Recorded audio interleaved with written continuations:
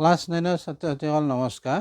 তোমালোকক আজি মই যোৱা বছৰৰ অৰ্থাৎ 2023-24 বৰ্ষৰ এনুৱেল এক্সামৰ কুৱেশ্যন পেপাৰৰ কিছু অংশ MCQ মই তোমালোকক বুজাই দিম আৰু এইখিনি তোমালোকে বুজি ল'লে এটা আইডিয়া কৰিব পাৰিবা কুৱেশ্যনবোৰ কেনেধৰণৰ আহিব।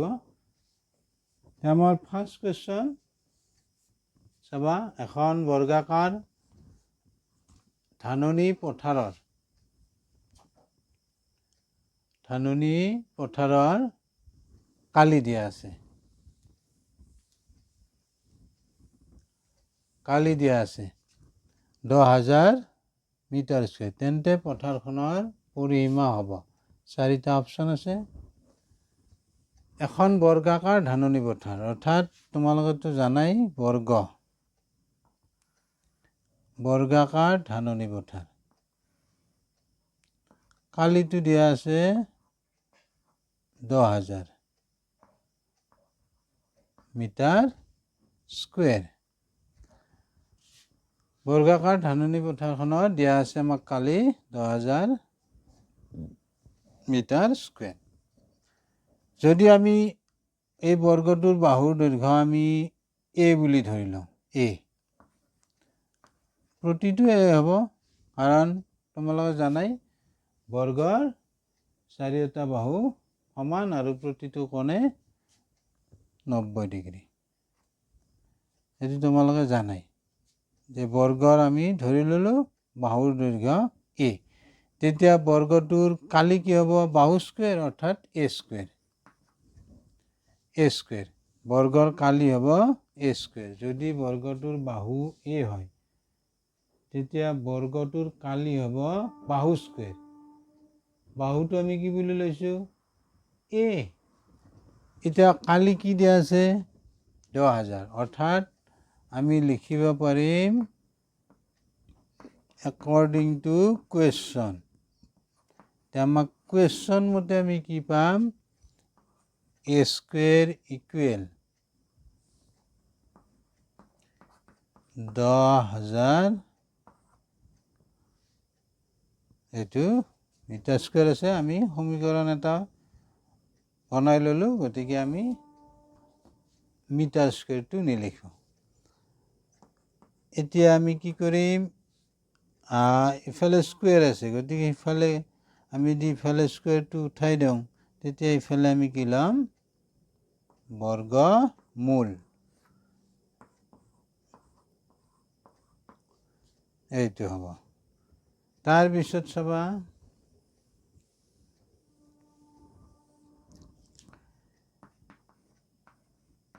A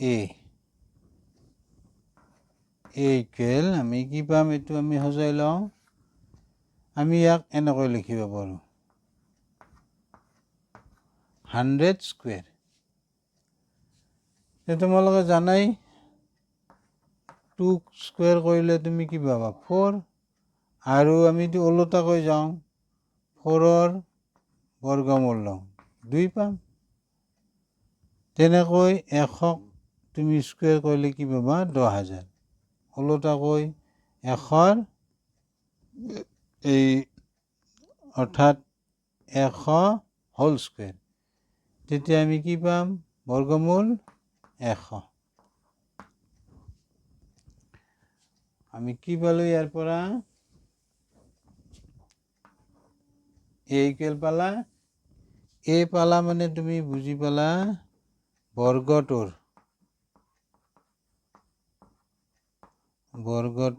বাহুৰ দৈৰ্ঘ্য পালা। কিমান হ'ব? 100 মিটাৰ। বৰ্গটোৰ বাহুৰ দৈৰ্ঘ্য আমি পালোঁ 100, অৰ্থাৎ এৰ ভেলু পালোঁ। এতিয়া তুমি এইটো 100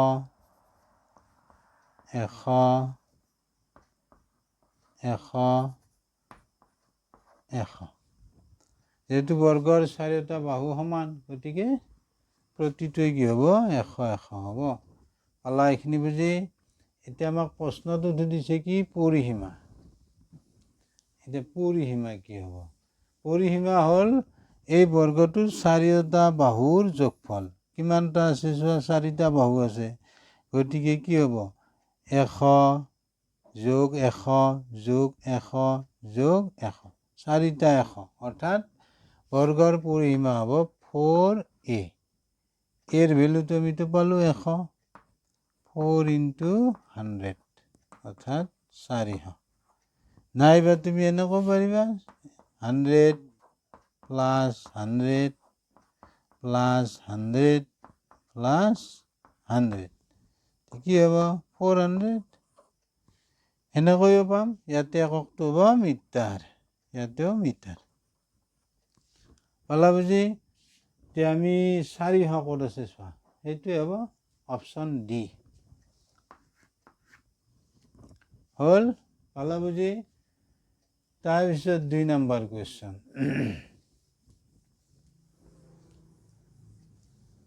কুৱেশ্যন নম্বৰ 2ত কি আছে? তলৰ কোনটো পৰিমেয় সংখ্যা?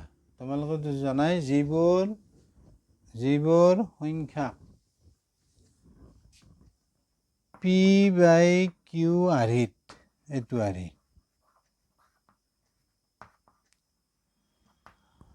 p/q আৰ্হিত প্ৰকাশ কৰিব পাৰি, আৰু তুমি ব্ৰেকেটত দিবা pq কি হ'ব? অখণ্ড।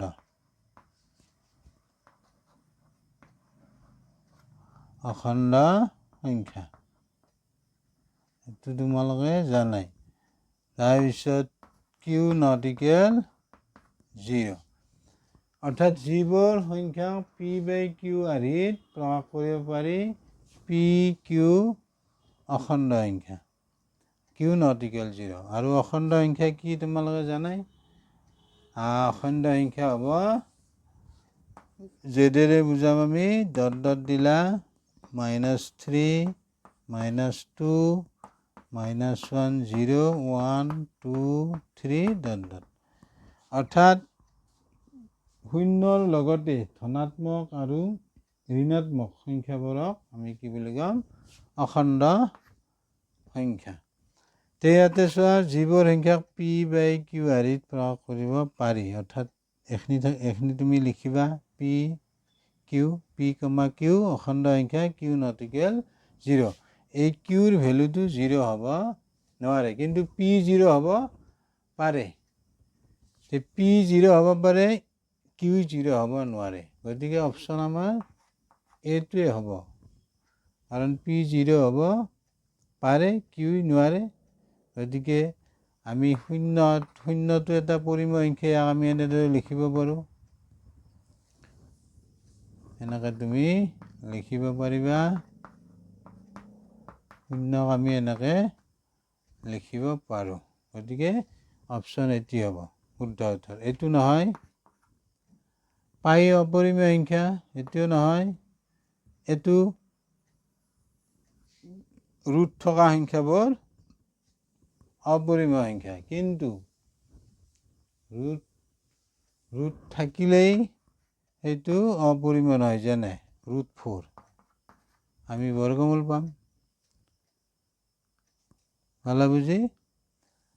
আৰু √9 পাবা। গতিকে √3 মানে হ'ল, আমি এটা ইয়াৰ বৰ্গমূলটো অখণ্ড সংখ্যা নাপাওঁ, যদি ইয়াৰ ৰুটটো আমি কি পাম?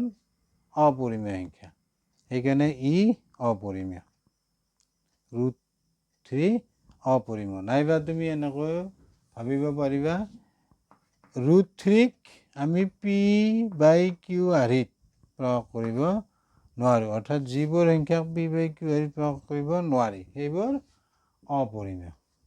পালা বুজি? আমাৰ শুদ্ধ উত্তৰ অপশ্যন এ, 0/4।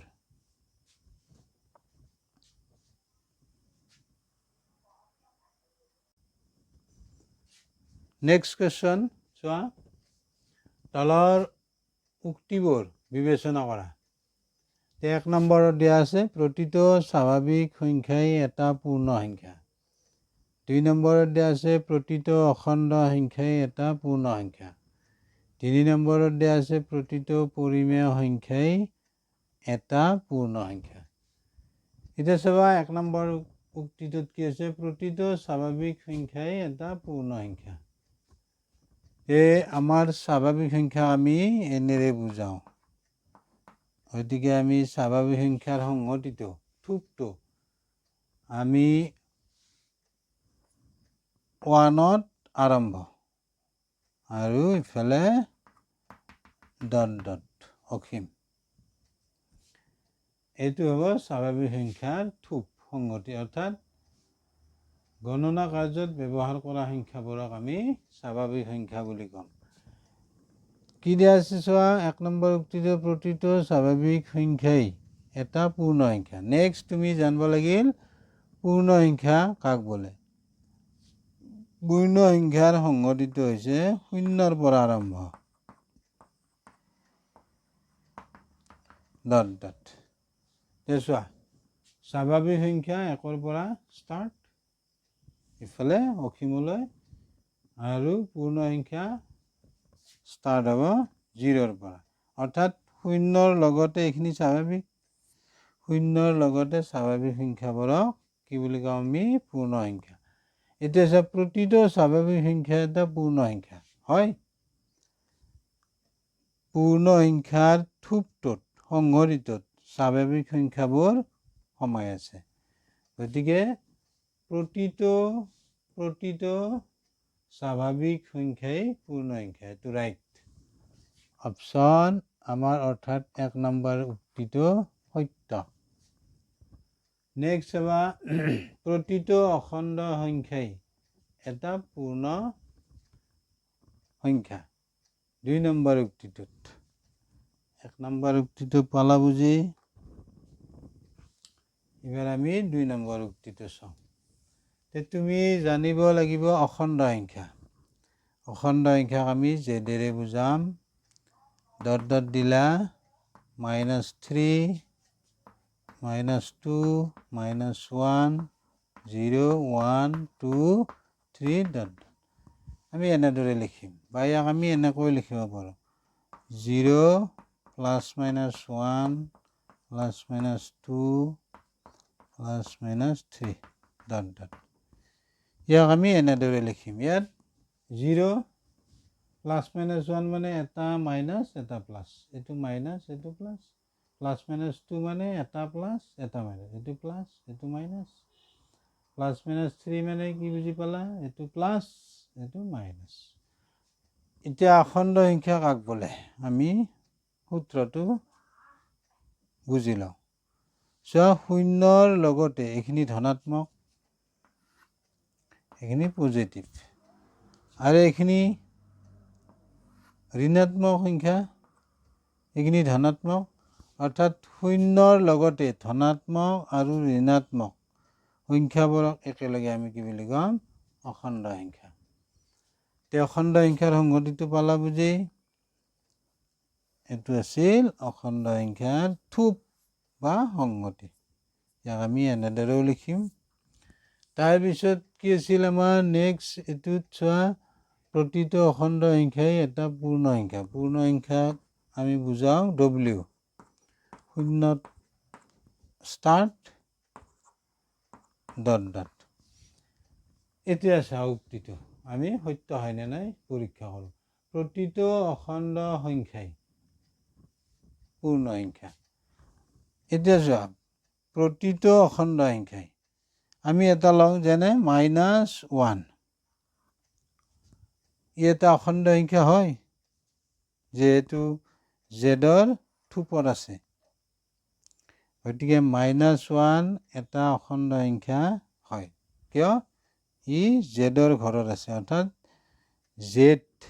জেডৰ থোপত আছে বা সংগঠিত আছে কিন্তু -1টো পূৰ্ণ সংখ্যা নহয় কিয় পূৰ্ণ সংখ্যাৰ সংহতিত -1টো নাই গতিকে 2 নম্বৰ উক্তিটো কি হ'ব অসত্য প্ৰতিটো অখণ্ড সংখ্যাই এটা পূৰ্ণ সংখ্যা বুলি কৈছে গতিকে এইটো সত্য নহয় নেক্সট তিনিটো চোৱা এটি হ'ল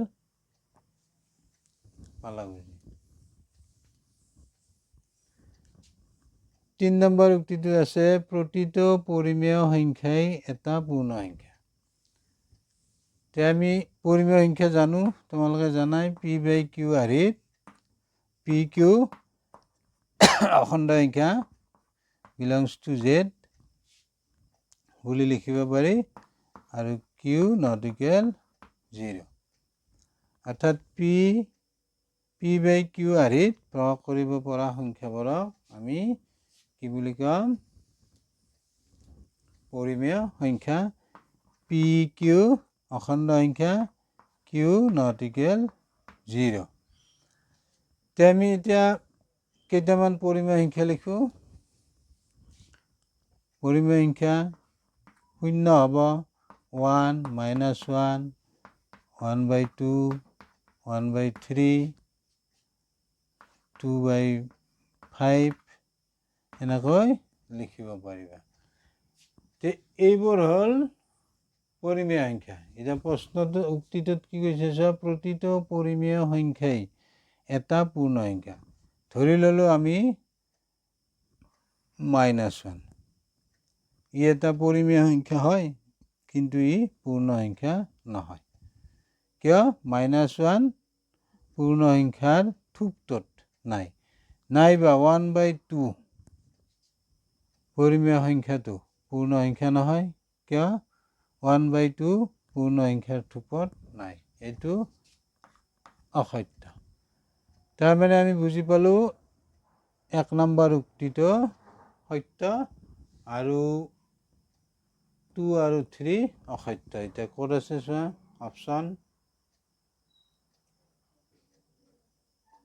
অপশ্যন বি এইটো চোৱা 1 সত্য কিন্তু 2,3 অসত্য অপশ্যন বি শুদ্ধ উত্তৰ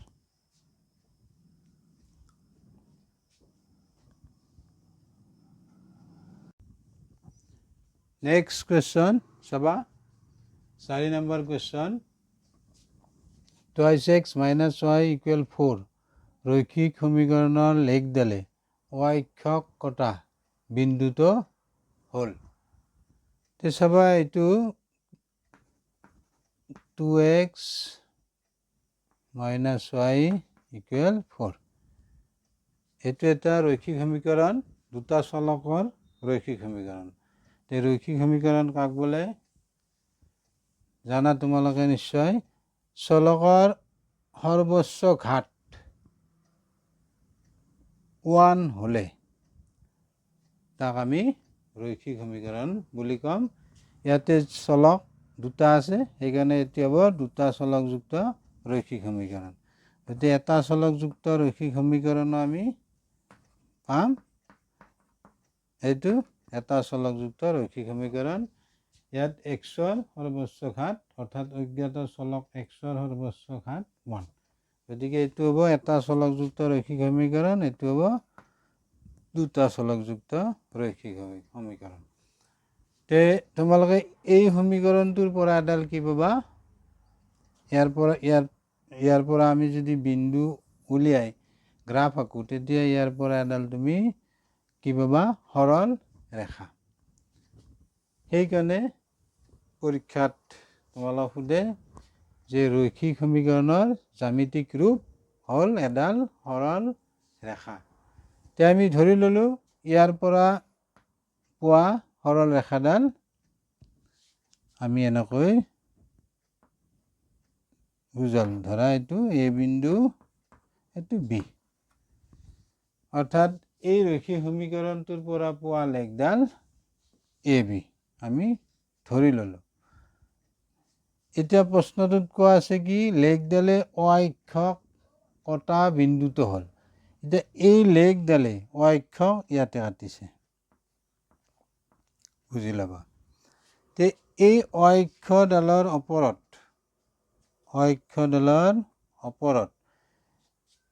অক্ষ মানে x o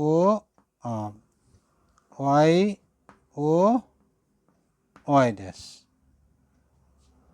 ইয়াক আমি চমুকৈ অক্ষ বুলি ক'ম আৰু